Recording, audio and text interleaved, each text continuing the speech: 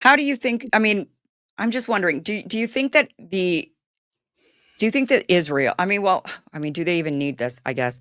Does Israel have a profile on every single person in the administration and every member of Congress, do you think? And they sit there and they think, okay, this one over here is a Christian evangelical. We probably just get him with Zionism. This one over here hates China. We could probably get him with, like, hey, China's going to expand into the Middle East and take the resources before America can, so we better stop it.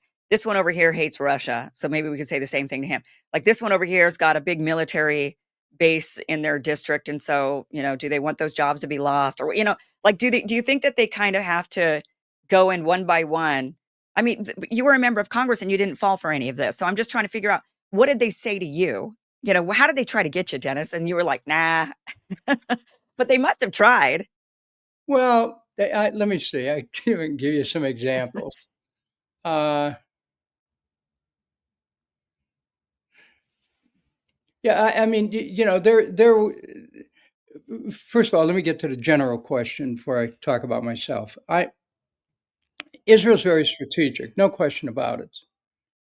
Um, but how strategic do you have to get when you have people just rushing to help? Well, that's what I'm wondering.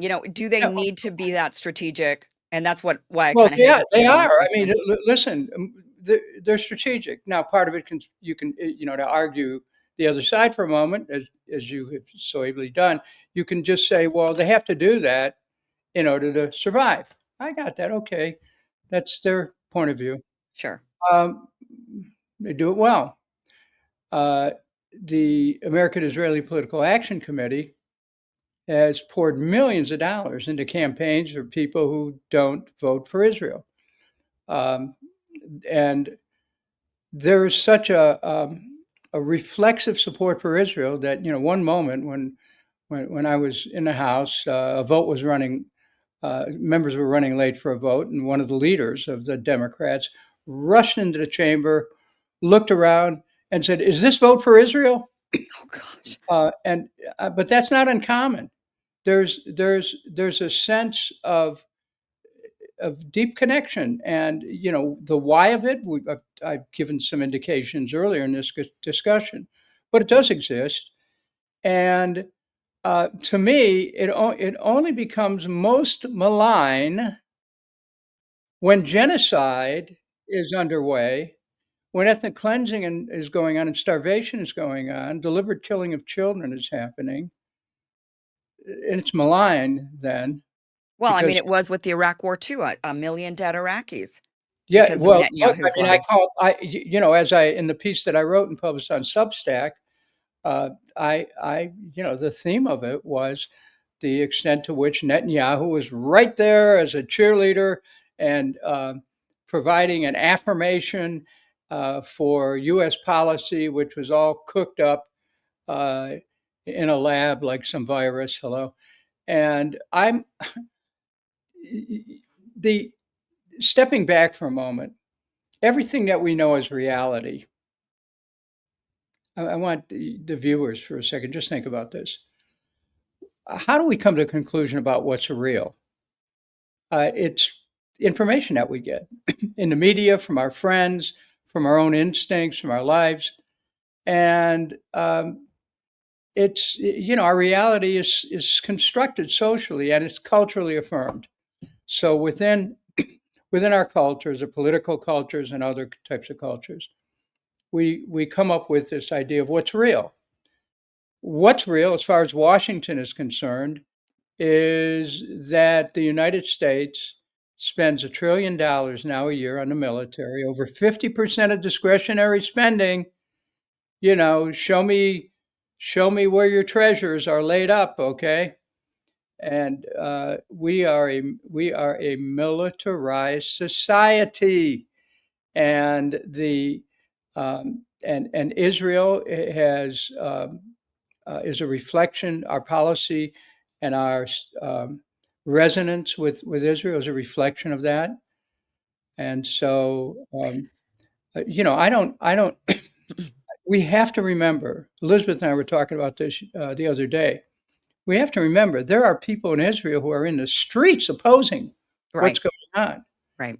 There are people who happen to be Jewish all across America who are opposing what's going on in the name of Israel and in the name of Judaism. But what is happening will not stop until the United States, the people of the United States, say we're done with spending our blood and treasure for endless war, no matter who we're helping, until the United States has a new foreign policy of no permanent friends, no permanent enemies, taking care of things here at home, making sure we use our resources for the people of the United States to have a roof over their head, to have decent health care, to educate their children, to make sure that people have a decent job with decent wages and retirement security. I mean, these are basic, fundamental practical aspirations that people have that are being ignored by our government in favor of this military juggernaut, of which Israel is the most lamentable expression in their execution of genocide, ethnic cleansing, and starvation. So Yeah.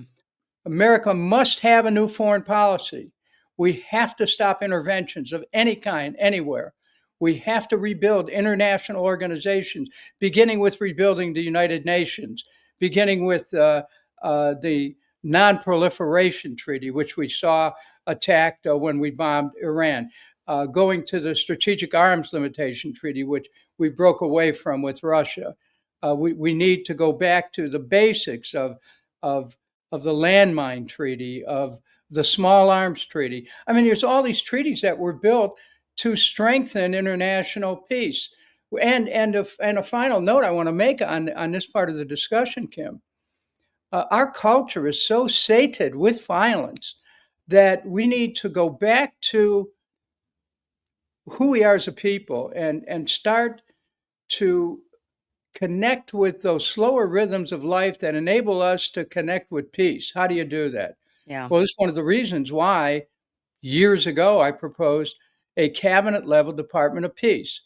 For another bureaucracy, absolutely not. But to make peace part of the awareness of a country, to make peace building, to teach children how to handle conflicts in their own lives, to address the issues of domestic violence, spousal abuse, violence in the school, racial violence, gun violence, violence against gays. I mean, we have the symptomatology of violence, and the expression of it is really because we're in a culture which uh, teaches and presents violence as being normal. It's not, and so there are cultural things that we need to look at in the United States. And I'm not saying this because I hate America. I love America, but we have to realize that when you spend $1 trillion a year now for war, uh, there's a lot of people going to die. You're going to kill a lot of people. And you're going to make a lot of enemies, and you're going to have this self-fulfilling prophecy of having to do it over and over and over. That's Right. not who we are.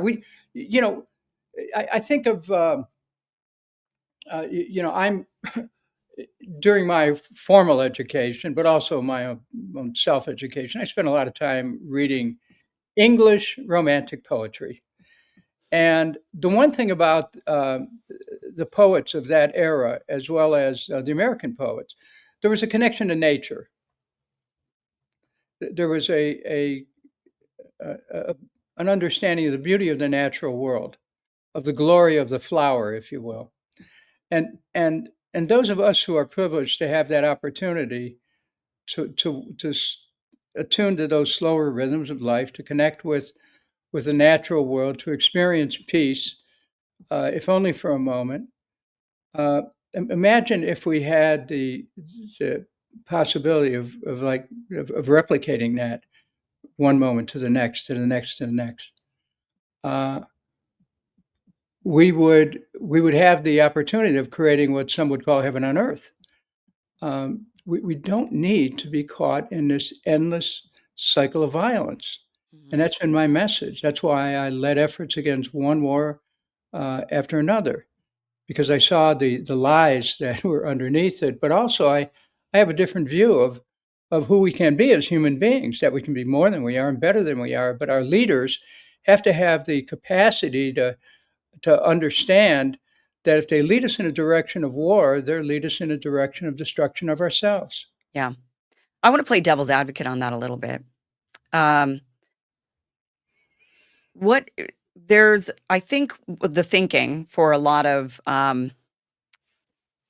even historians is that once you give up your power, that really mighty empires throughout history have all had really strong militaries. Mighty empires have all had strong foreign policy, I suppose. And if you give that up, there is a thinking that if you were to relinquish it and no longer focus on that, then another nation will rise up and become the military power.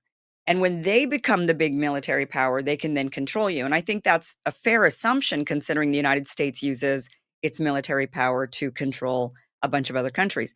And I think the fear there is, well, we don't want to become them. You know, we don't want to become the countries that we're basically subjugating, right? Like we'd rather be the subjugator than the subjugated.